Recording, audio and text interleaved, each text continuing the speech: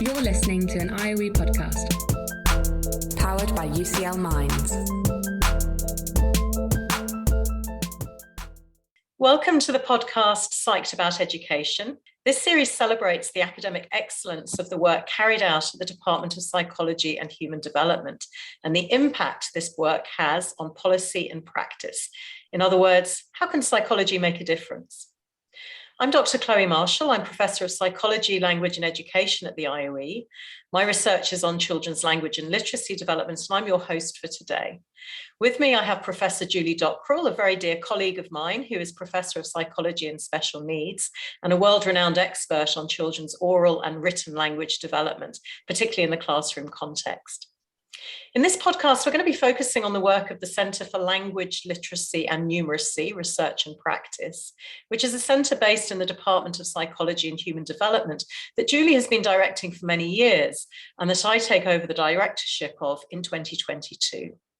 First of all, what is the Centre for Language, Literacy and Numeracy, Research and Practice, and how did it come into being? Well, I think I'd argue that the centre's a rather unique setting to bring together individuals who are interested in language literacy and numeracy particularly, but also in the way we translate research into practice. So when I came to the Institute about 20 years ago, there was a very strong backbone of research and reading in this department, some absolutely excellent work. And some work at the time in numeracy, but there was beginning to be an emerging view that actually oral language might be important in underpinning reading, and particularly reading comprehension, and also in terms of numeracy. So with a range of colleagues, we got together and thought about how we could bring these three different areas of psychology, child development, cognition, together to be, if you like, more creative in terms of the research we would do and how we would take it forward. So together we set up the centre, which I've now been leading, with three main aims, I'd say. One is to provide a fora for exchanges across these key research areas, people that often didn't talk to each other because, if you like, the work was in some kind of competition.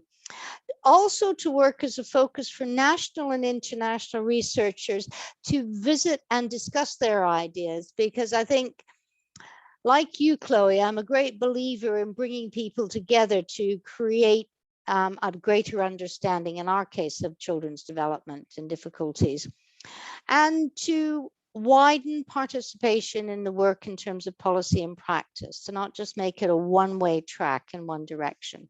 So can you tell us a little bit more about what research the centre does? Sure. Probably it's important to say that I think one of the strengths of the centre is that we focus on diverse learners. Everybody's an individual, but it's also important to capture that diversity when one does research. We also engage with children who struggle with learning, and also the parents in terms of who support them. And thirdly, comparative data. So I think we've done some quite unique studies that have compared across different languages, Greek and English, for example. I know you've done that work, but also across languages that are easier to learn to read, called transparent orthographies, and those that are harder, to see how it impacts on children's both oral language development and their writing. So I think basically the expertise that we have has provided an infrastructure to support researchers and to develop research projects. And the work has been done both proactively and reactively. So reactively, as a centre, I think we've become much more well-known nationally and internationally. And when there are calls for research that are out there, we actively try and go for them. So with the Education Endowment Foundation, we have done some work about evaluating programs, for example, Talk for Writing, but also in creating an early years assessment database for them. And we responded with other universities to the Better Communication Research Program. So I'd like to see us as a responsive research centre to contribute more generally. But also members of the center are extremely proactive, and from our discussions they've developed research grids that have gone to the Nuffield Foundation, the Leverhulme, and also to the EU more generally. And I think probably one of the things I'd hope our center is collegial. So we've been involved in the European Literacy Network, and we've contributed some work to, studies to there, but also in terms of hosting over that period, I think we had 5 to 6 different postdoctoral and doctoral students coming to us. Thank you. And can you tell us a little bit more about who is involved at the centre? The center is inclusive. So we welcome really any researchers who are interested in language literacy and numeracy. We have a core group who represent staff and doctoral students and postdoctoral students within the department, but also in IOE more generally, as a core where we have monthly seminars, but we also have regular talks, which people come in and out of depending on their interest and expertise. I think we've all learned tremendously from our doctoral and postdoctoral students, because I would hope they feel that it's a forum in which they can freely discuss issues that are challenging for them, to take the field forward and to accept that all research has limitations. The question is how you use those limitations to enhance our understanding, in our case, of language literacy and numeracy development. Indeed, and I think it's particularly challenging in our case, isn't it, to make that leap from the sort of the basic research to the more applied research, and to evaluate the impact of that applied research. It's challenging to do. I think now it's my time to ask you a question, Chloe. I'm really thrilled that you've prepared to take up the gauntlet and go forward with the center. And what I'm particularly interested in is finding out what your visions for the future of the center are and how you intend to sustain and develop it.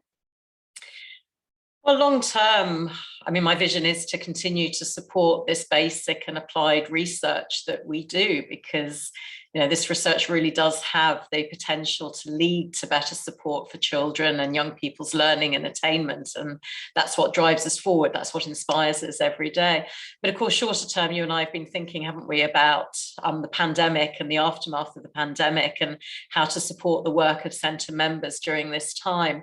I mean, I was hoping that we'd be able to call this the aftermath of the COVID-19 pandemic. Obviously, we're still in it. One of the things that I think we've really missed out on in the last year and a half is this ability to meet regularly in small in-person groups. As you say, this support that we give to doctoral students and early career researchers is so important. And I think when it's done in person, it creates a very rich and vibrant and very motivating research environment. So we're gradually getting back to having those types of meetings, which will support our doctoral and our early career researchers, these opportunities to discuss research projects, to discuss enterprise projects, to discuss public engagement projects. That's really important work. And as you've also mentioned, we've traditionally had a lot of international collaborations at the centre, and I'm hoping that as the travel restrictions lift, potentially, we can have more opportunities to get international researchers back to the centre, whether these are short-term visits to give talks with us, to have meetings, or longer term to actually collaborate on research. I'm hoping that we're going to be able to get that back. And I'm also very mindful of how our undergraduate and postgraduate students, so below doctoral level, can benefit from the centre as part of the UCL's connected curriculum. So as you know, the UCL's connected curriculum is all about trying to ensure that students are able to learn through participating in research and inquiry. And I want to see how we at the centre can give students more opportunities for that, to be involved in research alongside their studies. I think I'm really looking forward to see how this develops. And I think this idea of discussion is really important, and something that we've done a good job over the pandemic in many things, but that exchange with each other has been, I think, lacking. Chloe, how do you think your work and research in the area has made a contribution to policy or practice? Well, I'm very proud of my recent work as part of the Neurosense public engagement project, which is led by our centre colleague, Dr. Jo van Herwegen, where I've written a blog and produced a video busting some of the neuromyths about deaf children and making a case for why cochlear implants and hearing aids don't cure deafness, and why parents and educators need to pay particular attention to giving deaf children high quality, accessible language input, including sign language input if possible, from the very start of the child's life. And this builds on my research and the research of my collaborators, but also on the research of people deaf and hearing around the world. And it links to another project that I've just launched with my colleague, Dr. Manjula Patrick at UCL's Deafness, Cognition and Language Research Centre, which is a free online deaf awareness course for educators.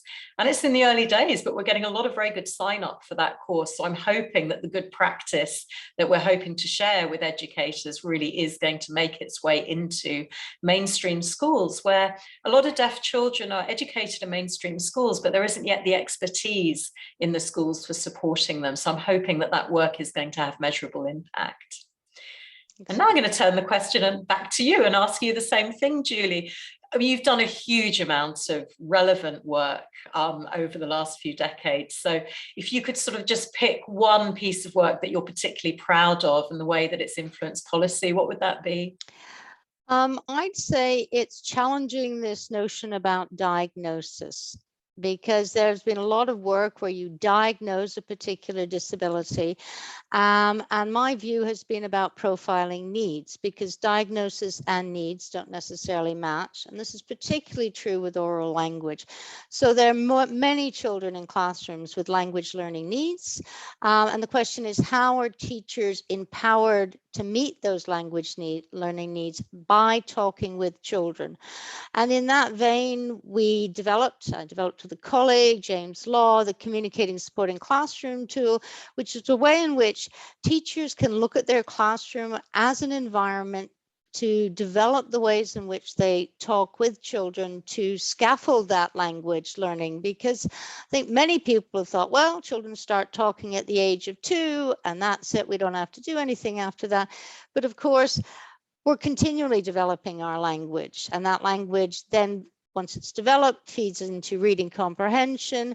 And I think we were the first people to actually do some work on the writing of children who have language difficulties, to see how that at the time was limiting what they could produce, but to turn it on its head, how we as educators and practitioners could scaffold the environment to support them in producing written texts. And if you go with a very narrow approach of diagnosing a problem, then you miss the diversity of learners who are out there who might benefit from some of these different approaches that we can think about. And we're all unique in some ways. And thinking back to the composition of the centre, I think this is one of the values of the centre, is that we've had, over the years, we've had colleagues, collaborators, doctoral students, early career researchers who bring a real wealth of real world expertise, don't they? I mean, you have a background in educational psychology. I'm a Montessori early years teacher. We've had PhD students who are speech and language therapists, who are teachers, head teachers, who bring a wealth of expertise. So it's not just research into practice, it's also practice then informing research. Absolutely. And also preventing us from making some very egocentric English generalizations about what teaching and learning is about, because we need to think more broadly about society as well as multilingual learners, but also languages in terms of the way they impact on children's development. So that's it for us today. You've been listening to Psyched About Education. For further details or other podcasts from the Department of Psychology and Human Development, please see the links at the end of this podcast. Thanks so much for downloading and listening to this IOE podcast.